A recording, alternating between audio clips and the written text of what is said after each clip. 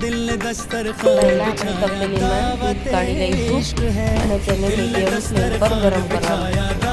ત્યારબાદ આપણે કસ્ટર્ડ પાવડરને પાણી સાથે મિક્સ કરીશું। દૂધ બરાબર ગરમ થઈ જાય ત્યારે આપણે એમાં ઇલાયચીનો પાવડર એડ કરીશું।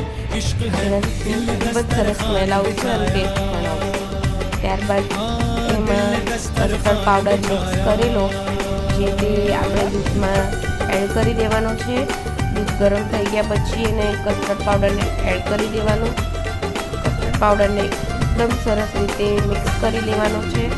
દૂધ ઉકળી ગયા પછી ફ્લેમ બંધ કરી અંદર કાજુ બદામ પછી કેળા ઝીણા સમારેલા, સફરજન ઝીણું સમારેલું, ત્યારબાદ દાડમના દાણા પણ કાઢી દાડમના દાણા છૂટા પાડી અને અંદર એડ કરી દેવાના। તમારું